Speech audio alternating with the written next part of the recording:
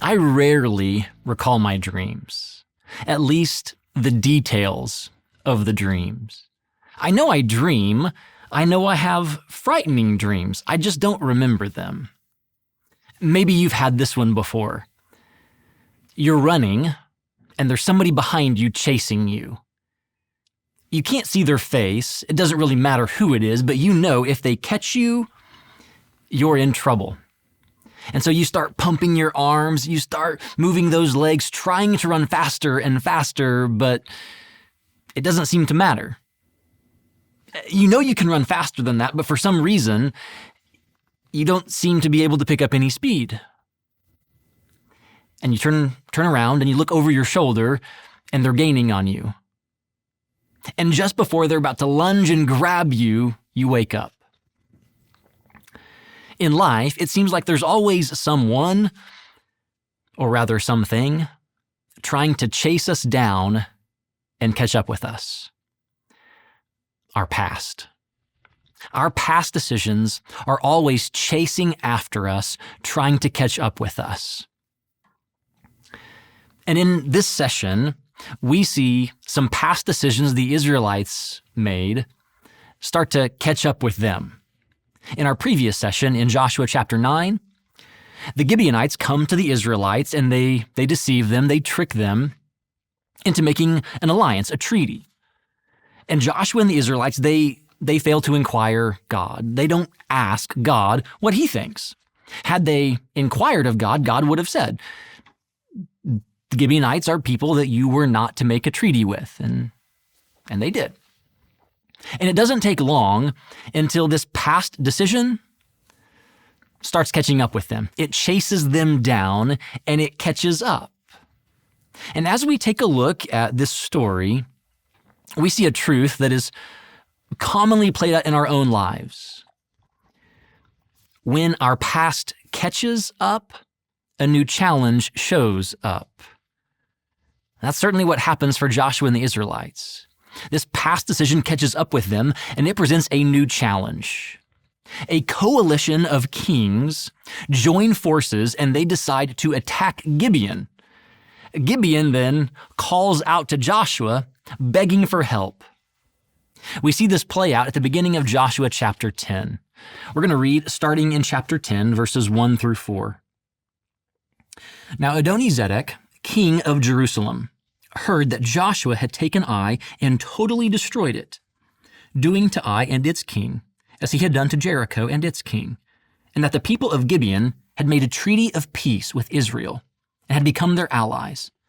He and his people were very much alarmed at this, because Gibeon was an important city, like one of the royal cities. It was larger than Ai, and all its men were good fighters. So Adoni-Zedek, king of Jerusalem, appealed to Hoham, king of Hebron, Piram, king of Jarmuth, Japhia, king of Lachish, and Debir, king of Eglon. Come up and help me attack Gibeon, he said, because it has made peace with Joshua and the Israelites. Now, when you hear the term king, think more like mayor. So you have this mayor king of Jerusalem. He hears about Joshua's success against Jericho and Ai. He hears about the Gibeonites' treaty with Joshua, and the Gibeonites apparently are pretty mighty. They're valiant warriors. They're strong. They're fighting men, but they decide to enter into a treaty. And so the mayor king of Jerusalem, he gets a little worried. And so he reaches out to some of his buddies, some other mayor kings, and they decide to form a coalition. Now, you might hear the names of these kings and these cities, and maybe your ancient Israelite geography isn't all that sharp.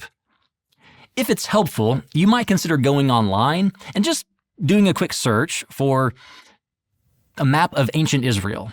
Make sure that it has like the tribal territories and some of the different city names, and that could help you in this session and in the upcoming sessions as well, as the land is about to be divided when we get to chapter 13 and following sessions. If you need to press pause and find that map, go ahead. I'll be here when you get back. But as we see this, Joshua and the Israelites now face a challenge, a new challenge, because of their past decisions.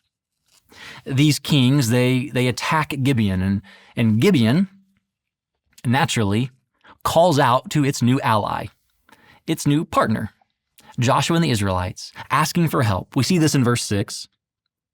The Gibeonites then sent word to Joshua in the camp at Gilgal, "Do not abandon your servants. Come up to us quickly and save us. Help us, because all the Amorite kings from the hill country have joined forces against us." It doesn't take long before their past decisions catch up with them, presenting a new challenge, a new obstacle. This is unlike anything they've ever faced before. I mean, up to this point, they've defeated individual cities, Jericho, Ai, and they were probably more like military fortresses. They were both smaller villages. These are bigger cities. And it's not one city at a time, it's a coalition of cities. They're outnumbered. They are in over their heads. They're facing a challenge like nothing they've ever faced before. And so Joshua's got to figure out, what does he do? Well, Joshua is a man of his word. And so he leads his troops, and during the night, they make the journey from Gilgal to Gibeon. It's about 20 miles or so, and they hope to spring an attack on them, a surprise attack early in the morning, late at night, while it's still under the cover of darkness. So they make the journey overnight, they show up, and they attack. And their surprise attack works. They defeat the coalition of kings. And even God gets in on the action. He sends down hailstones from heaven. So let me ask the question. What is it that enables Joshua to continue on, to face this new challenge that he faces whenever his past decisions catch up to him? Well, the answer is bold prayer. He prays a big, bold prayer. We see his big, bold prayer in verses 12 through 14. On the day the Lord gave the Amorites over to Israel, Joshua said to the Lord in the presence of Israel, "Sun, stand still over Gibeon, and you, moon, over the valley of Ajalon." So the sun stood still, and the moon stopped, till the nation avenged itself on its enemies. As it is written in the book of Jashar, the sun stopped in the middle of the sky and delayed going down about a full day. There has never been a day like it before or since, a day when the Lord listened to a human being. Surely the Lord was fighting for Israel. Now, when you read those 3 verses, a number of questions might surface. One question might be, what is the book of Jashar? I mean, maybe I'm not a Bible expert, but I don't remember there being a book of Jashar. Is that one of those prophets at the end of the Old Testament that I always skip over? No, actually, we don't know much about the book of Jashar. It's not a biblical book. It seems to be a book of poetry, a collection of poems. Maybe they're victory poems that were written and sung after a military battle. Elsewhere, it's mentioned in 1 Samuel. But that's about all we know about the book of Jashar. Another question that might surface in these few verses, who exactly is Joshua addressing in this prayer? Verse 12 says, Joshua said to the Lord, but when he opens his mouth and begins to speak, he addresses the sun and the moon. So who or what is he talking to? Maybe the biggest question is, what is he saying? What is he asking for? What is his prayer? A surface level reading suggests that Joshua is asking for the sun to delay setting. He wants some more daylight. He wants some daylight savings time. But there are a couple problems with that understanding. I mean, after all, they've just journeyed through the night about 20 miles, and they spring an attack in the cover of darkness. It would seem, if anything, Joshua would want the darkness to be extended, rather than the sunlight to be extended.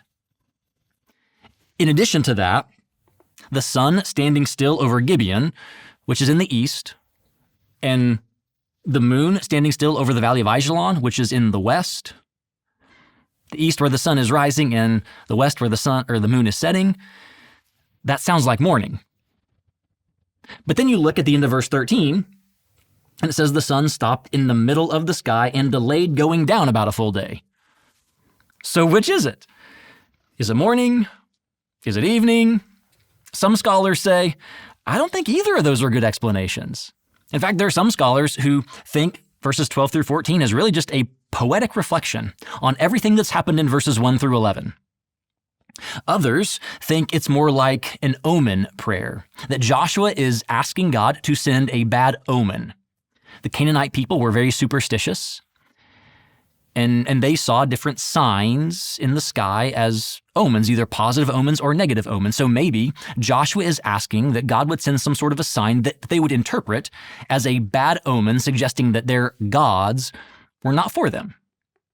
Another possibility is that Joshua is asking for a storm or fogginess, something that would kind of hide the sun so they could continue with what they've already done. I mean, after all, there has already been mention of hailstones. Maybe Joshua is just saying, do more of that, God. I'm not sure that we'll ever fully know exactly what Joshua is praying in this prayer on this side of eternity.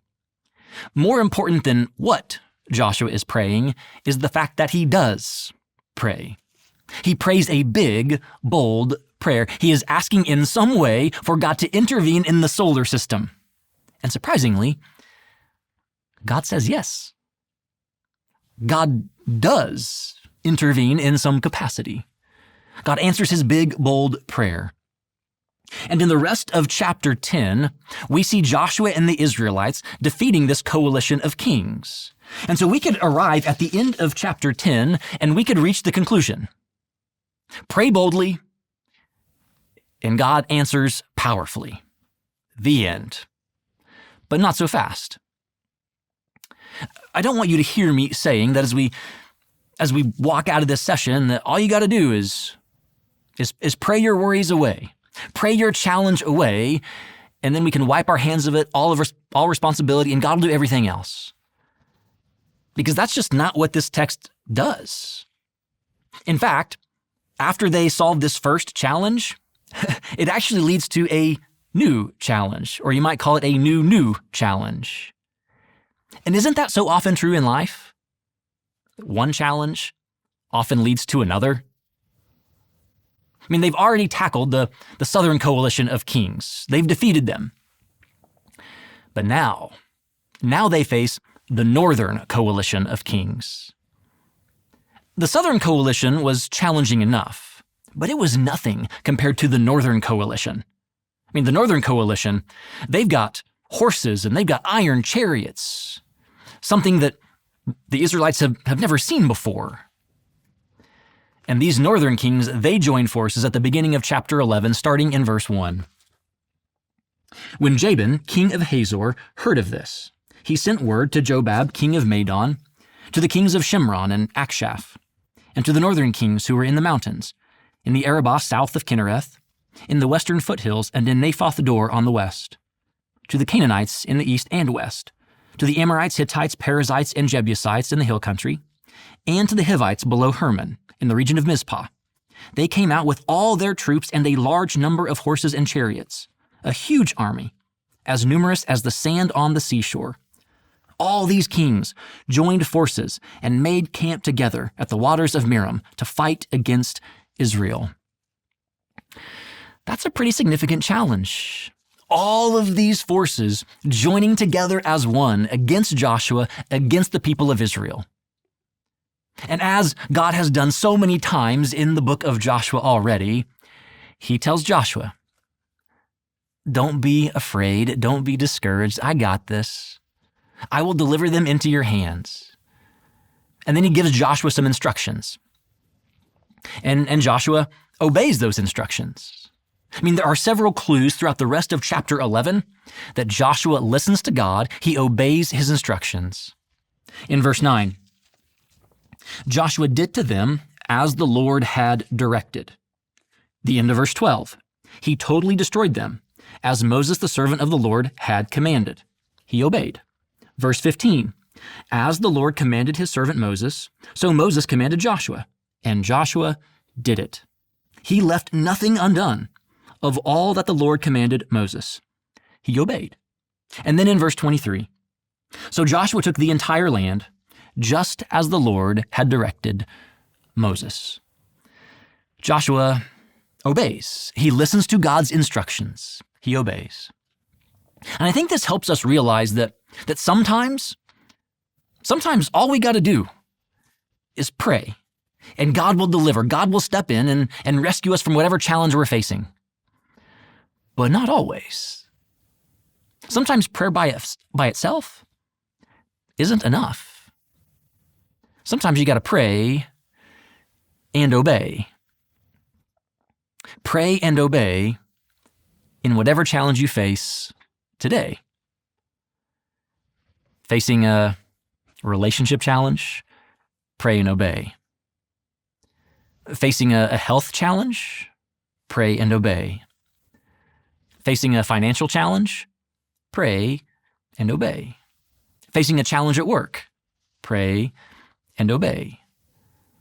Facing a challenge related to your future, pray and obey. Whatever challenge you face, pray and obey. But just because you pray and just because you obey doesn't mean your challenge will go away. In verses 16 through 23, we basically have a summary of all of their victories in chapter 10 and chapter 11. But notice, sandwiched right in the middle, we have verse 18. Joshua waged war against all these kings for a long time. Scholars estimate that these battles took place between 5 and 7 years. And I don't know what challenge that you face as you watch this session. But it may be a challenge that will last for 5 years or 6 years or 7 years. Just because you pray and obey does not guarantee that your challenge will go away. So wherever you find yourself in your own challenge, maybe you're at the very beginning of your challenge. Maybe you don't even realize you're facing a challenge yet. Or maybe you're right in the thick of it. Or maybe you're toward the end of it. You see the finish line. You see light at the end of the challenging tunnel. Wherever you are, can I encourage you to count your blessings, to name them one by one? That's what chapter 12 teaches us to do. In chapter 12, we have kind of an overview or a summary of all of the victorious battles that the Israelites have fought, back in the days of Moses, as well as in the days of Joshua. In verses 1 through 6, we get an overview of all the victories that Moses led in his day. Starting in verse 9, we have all the kings and the cities that Joshua defeated. And when you get to verse 9, it kind of feels like a catalog, like an archive, a boring list, just one after the other. The king of Jericho, 1. The king of Ai, 1. The king of Jerusalem, 1. The king of Hebron, 1. The king of Jarmuth, 1. And it kind of reads like a boring list. Maybe to us, but not to them. To the Israelites, it was anything but a boring archive, anything but a catalog of names. To the Israelites, it's a chorus of praise. Lyrics of God's faithfulness that are reverberating through the air, bouncing off of the pages. You know, it got me thinking. It got me thinking of my own chorus of praise. Lyrics of God's faithfulness in my own life. A creator God who loves me, 1. A saving Christ who rescues me, 1. An empowering Spirit who indwells me, 1. A caring church that encourages me, 1. A loving spouse who supports me, 1. A wonderful daughter who makes me proud, 1. A goofy son who makes me laugh, 1. A small group to share life with, 1. A house that feels more like a home, 1. A group of college students to invest in every Tuesday night in our home, 1. A mom who has always had my back, 1. A dad who always provides for me, 1. A teaching assistant who grades all the papers that I don't want to grade.